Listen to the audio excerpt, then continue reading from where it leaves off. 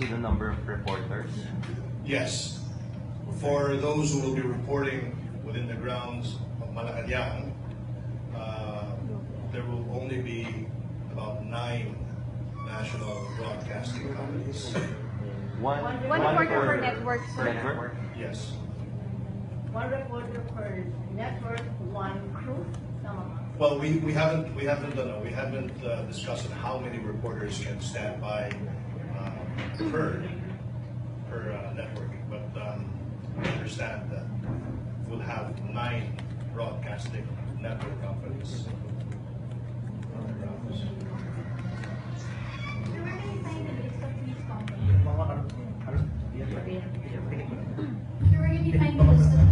We will announce.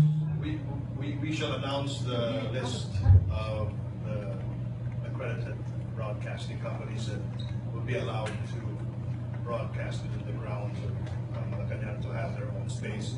The Office of the President Engineer will be providing the platform for all of the broadcasting companies, and we shall be furnishing copies of the list to those broadcast companies.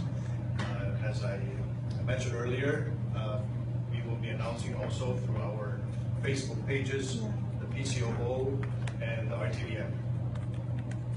Do we now have a list, apart from, of course, the immediate family, the diplomatic corps, and those who have been in the country, clearer list of the guests? No, ma'am Doris, I don't have the list right now, but all I can tell you is that so far we have around 627 guests inside the Rizal Hall who are coming. So from 500, it has jumped to 627. As for the names of the guests, we don't have a copy with us right now. It's still with the organizing committee, and that committee is also deciding which guests to invite. Iba kasi po. And the food to be served? The food to be served. What did you report the last time? Maruya. Maruya.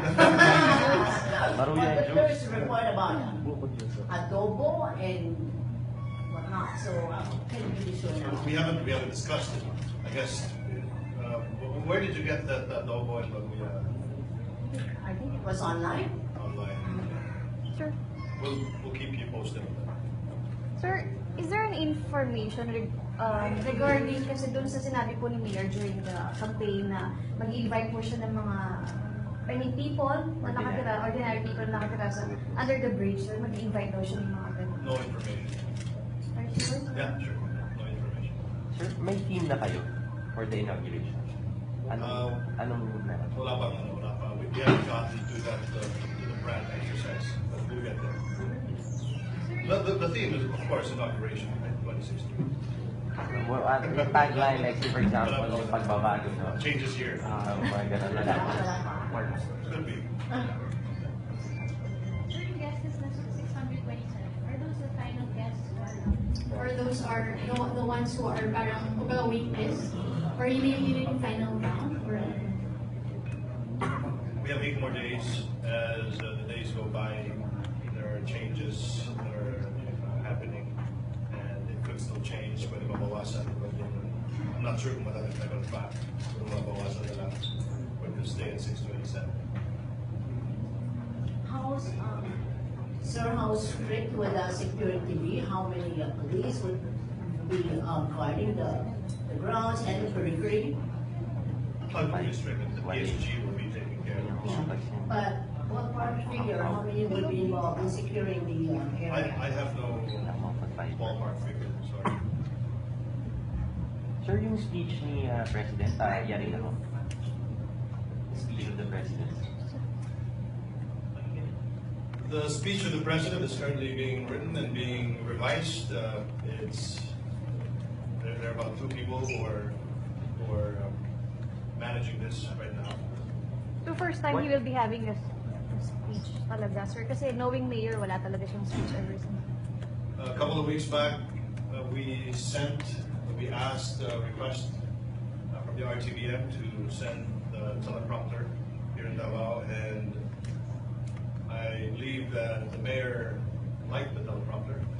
And Is it with the practice? speech, with the speech that we are preparing right now, it should go through the teleprompter, unless the president-elect decides to read it or to memorize it. Sir, what can 5 we, minutes nga lang ba? Let's be clear. and what can we expect, sir, from the speech? You know, the president has a tendency to not follow any written speech. He has a tendency to just go along with it and go with the flow and be extemporaneous about any issues that he talks about. So we could probably expect something like that. Sir, mga gaano katagal yung duration ng program? From the time na magsa-start yung... From the time that the president leaves his place, that's about 10:30, and I surmise that it was 3 o'clock. Sir, may But information. the oath taking per se, it's from 12 to 12:30. Sir, saan po siguro, in a way, iikot yung speech ni President-elect? We'll let you know kung ano yung Pa-share na. Hindi, we'll let you classify Kahit that. yung mga Kahit yung mga bullets. bullets lang, sir, like that. It would be unfair if I told you what the content of the speech is right now, and then we will change it after a couple of days. So Who's writing it again? Or does he have control as to how the yes, speech would be written? the president has full editorial control of the speech. Who's writing it? Best friend? Next question. No, next question. We'll let you know, but as a ngayon, it's under wraps. Well, the president has a hand on the speech, so So, walang mura, sir. obviously. Definitely. Sir, ano language? Masaya. Definitely English will be there, and Tagalog, Filipino, Bisaya, sir. mostly. Most likely there will be decided. And then after the inauguration, he goes where? After the inauguration, he will administer the mass oath taking of the cabinet members, and then after the mass oath taking, he will be meeting the members of the diplomatic corps to be assisted by the secretary of the Department of Foreign Affairs. Sir, Sorry, sir, sir. any possibility that he can hold a press con after Maybe Ernie can answer that. Nakakawa niya na. The presidential spokesperson, Ernie.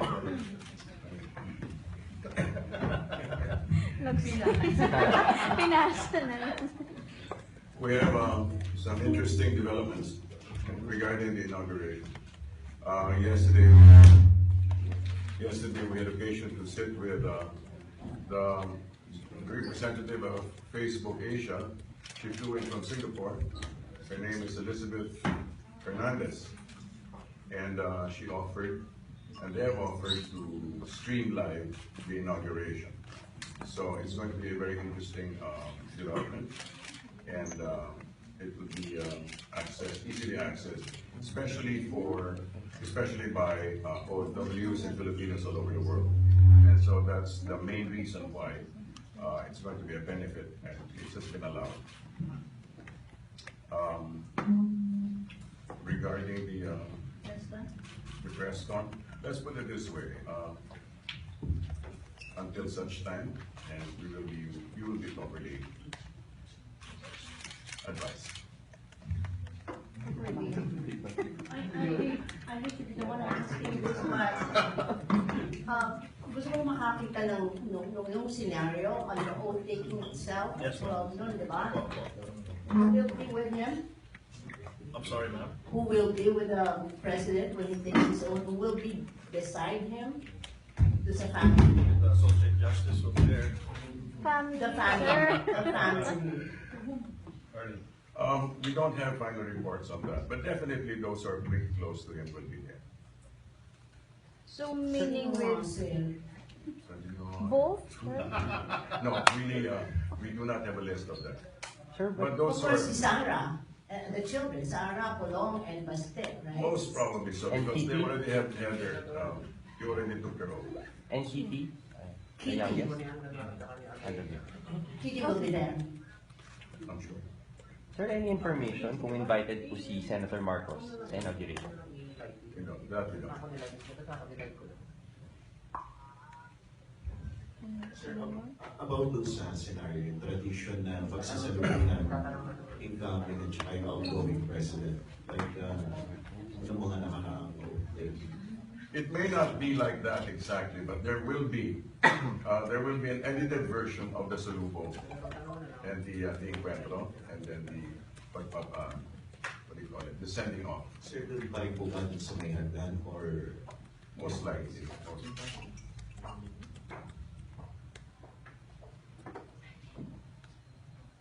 More questions? Sir, other Use the topic? mic, please. Steve, Other topic po? Pwede. Yeah, sure. use the mic. Sir, how would you like to respond dun sa friend po ng ISIS na sinasabi? May video release po na sinasabi. Asa na mic mo? That's security, It's a security issue, cluster issue. and we're not privy to anything. But has the president increased his security because of the... I wouldn't really know.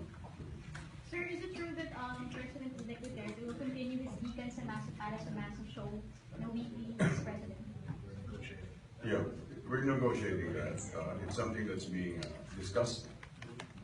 But I'm sure the president would continue to want, at least in detention, would want to be in touch with the people. But was he the one who expressed the interest to have his show continue? It was suggested to him.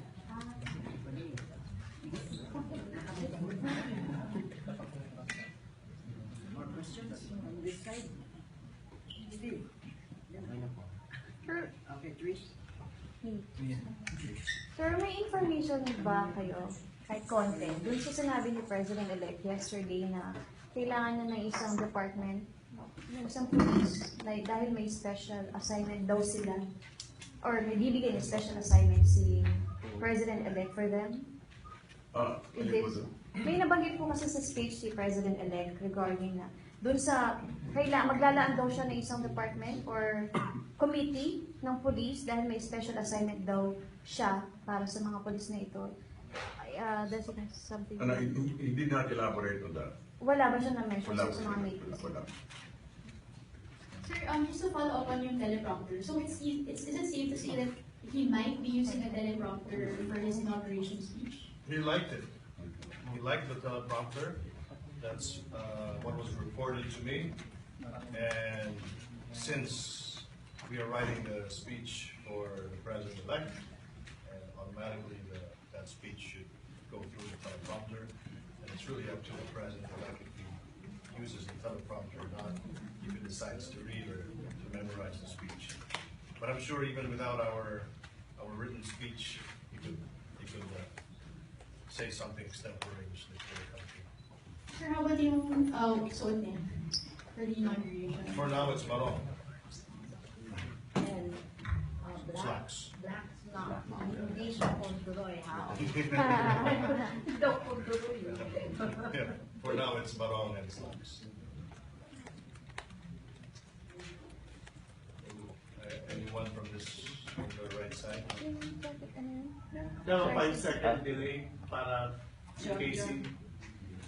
in case sa broadcast, diba, sa may 5-second delay, so you will be doing that?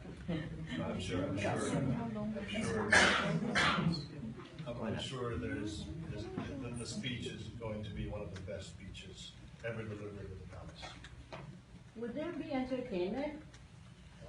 There is a musical by Fred Aguilar, and let me be the one, Jimmy Horner. No? Really? Alam ko. Unless Pagbabago for now. Jimmy Bono. Sir, is it true that in SMX MOA, there's going to be a separate event after the inauguration to accommodate more guests? I heard something like that. Sa ngayon, mukhang hindi matutuloy yan. Sa ngayon. So sir, would you say na mas maikli po itong programa ngayon because mass oath taking, tapos sabi niyo hanggang 3 p.m. lang. Ano lang po yung nilalaman from 10:30 to 3 p.m.? Doris is the one who has experience of covering presidential elections. What will be the difference between this inauguration and the last time, Doris? So mas mabilis po ba siya, sir? No, there was one in the morning, and then there was Mike. one. There was one in the morning that I covered up. There was one in the morning, and then there was another one in the afternoon. It was in Cebu. So talagang Iba. iba. Iba. The one in the Rodrego grandstand was short, Yeah. and then sa Cebu that was matagal, and the partying started after that whole day. But I guess the most important event activity during that time is the 12 noon. So the president will have to be, he has to take oath by 12 noon as enshrined in the Constitution. He won't be late, really, No. because 10:30 is quite early for him.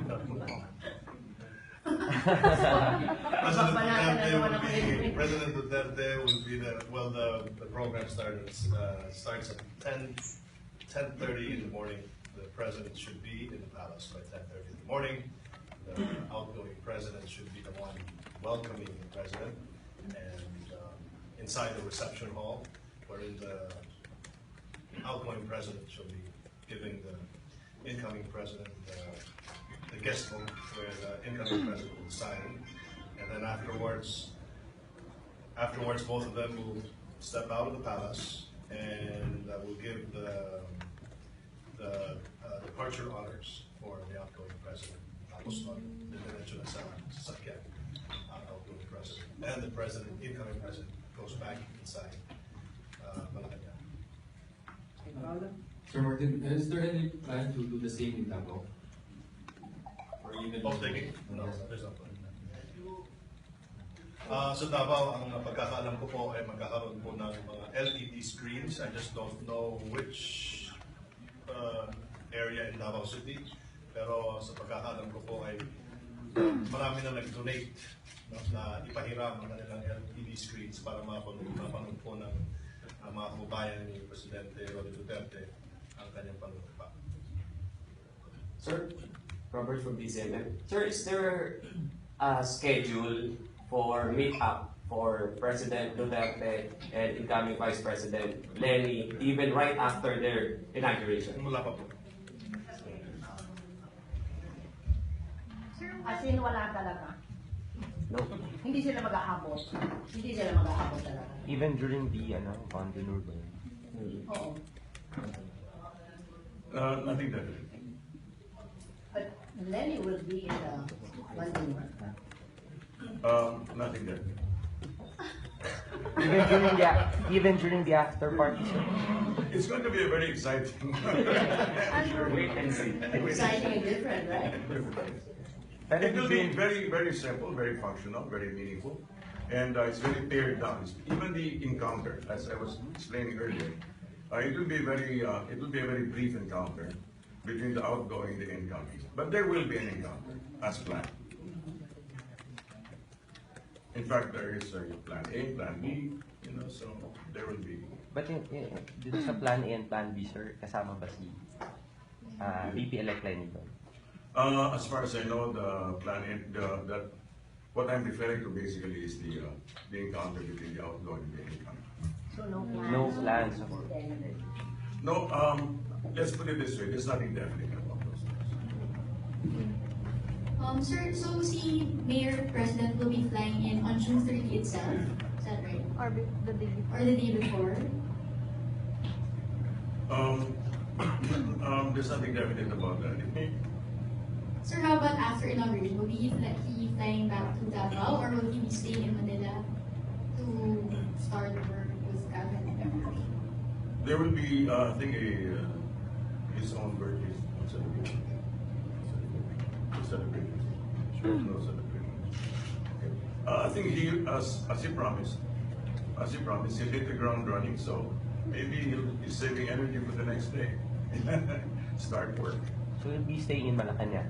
Or I'm sure there'll be times he will be staying in Malacanang. Sir, where in Manila will he be staying during his term? Oh yeah. Which building in Malacanang, like you mentioned before? We don't know, but I'm sure it's going to be in a pretty secure place. Not But the same. within Malacanang. I suppose that's usual. That's the usual standard procedure. Hindi po sa bahay pangarap. That I don't know. Or Lenny mentioned? Saan din? I don't know. No, but definitely Where are you getting your news? Para tayo. Sinabi niya. Sino nagsabi? Si Mayor po, there's a, may Ganun ba? Hindi, wala kasi dun sa listahan. They provided us with a list of the activities during that day. And as far as the list is concerned, the last activity is it's not even a Andanar. Kasi Andanar, social yun. So walang Andanar. No, it's called the diplomatic reception. So ba't binago siya? Ba't binago? Yung, di ba, usually, yung Andanar talagang yun nga, sabi niya sosyala. Bakit mo binago siya Because the ngayon? president is a simple man. So what do we expect from the diplomatic reception? Ano? Just the chat, I suppose, getting to know each other. Don't expect any champagne popping. Don't expect any caviar or cheese, blue cheese. So it's Expect to be and not going to be called a Van Leonard. it's a diplomatic reception. So it's like you got rid of the Van Leonard tradition. Oo. Respect. I believe it's a French word. Yeah. Okay, I am. Sir, during the campaign, the campaign team used over 100 guerrilla community radio. Will you be tapping them also for the inauguration since the people in the countryside did not have access to internet, FB, or other means of digital communication? All of the broadcasting companies will be covering this event. And those who do not have access inside the Palace Halls or inside the Resolve Hall will be able to access content from RTVM and Channel 4. So in other words, you will be hooking up. Now, with all of the radio stations and all of the broadcasting stations covering this, I think that would be sufficient to cover the entire region. Will there be slot also for at least one community radio to carry this? It's the guerrilla. Of course. They are the guerrilla type. Yes, ma'am. Of course, you can put your name. You can call the press office, the media affairs relations office, and get an accreditation so you can go inside the new executive building. So, in relation to the community radio question, you will be broadcasting it live on Facebook. Is there any special arrangement that you'll be making to assure that it actually, with regard to the internet speed and all that? Well, it's quite difficult to predict the speed of the internet in this country since we all know that the speed here is really slow.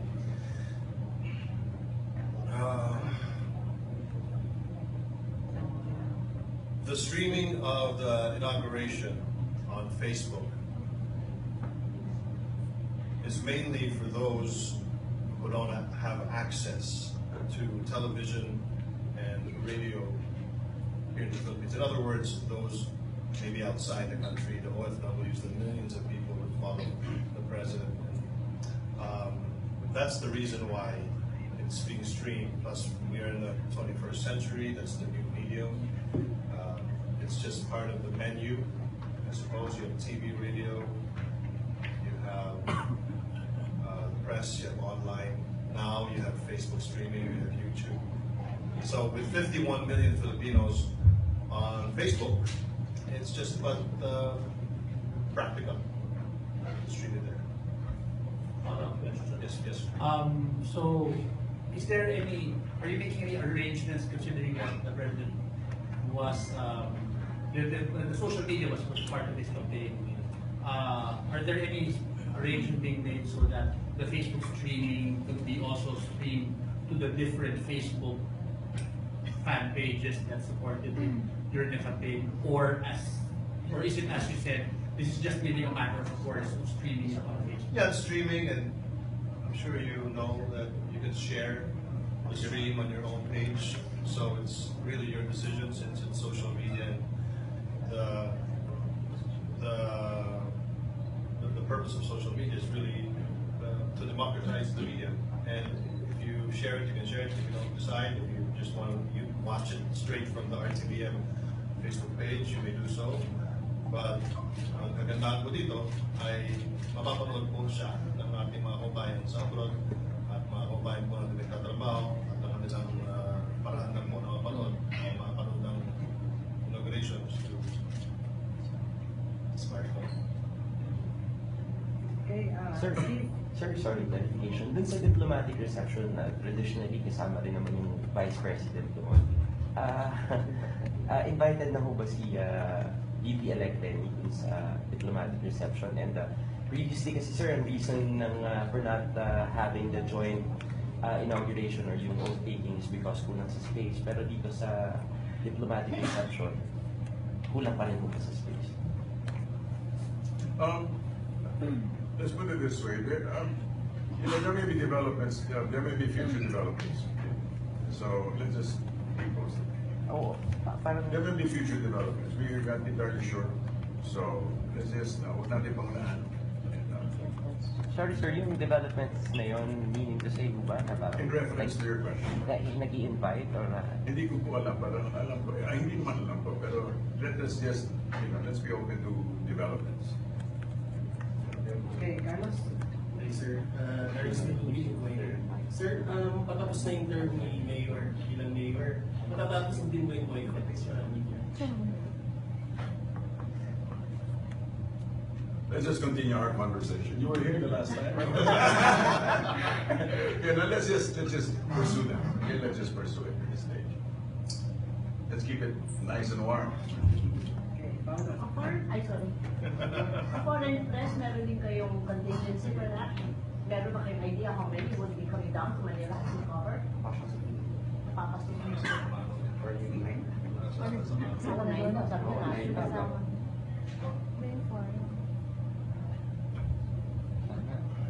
They are free to go to the new executive building to cover.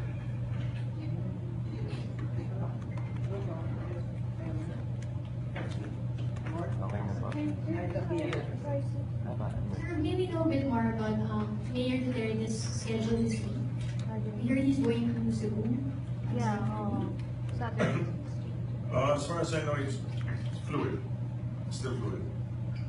Will he be having any cabinet meetings this week? No definite plans as regarding that, but it was talked about. Okay, any more questions? Bird? Question? Yung additional lang sir yung sa traffic crisis na binigay ni Congresswoman Arroyo sa Congress. At may information kayo dun sir? Reactions ito? Well, basically lang na it's most of the business community support it. This is not it's compatible with law.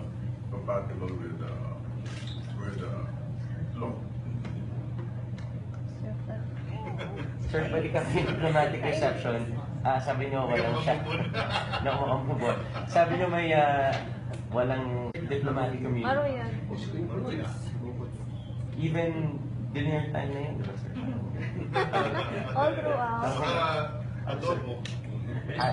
Yeah, seriously sir. No, we don't have the menu. Hindi naman ako niya sa dinner. This is merienda. Yeah. Merienda pa rin. Kasi alas 3. Yeah. It should be done by Paano kung may magdala ng lechon? BYOB. Kailangan lagyan ng sticker ng PSG. Lechon na rin. Sir, di ba, but sir, PBC sir, sabi di ba ni President-elect na welcome magdala yung iba ng pagkain nila? BYOB. Di ba? Bring your own. Pwede ba yun? Well, kung papayagan ng PSG. Bring your own food. Pwede yan. Okay. Any more? Ano ba? No more? Thank you. Thank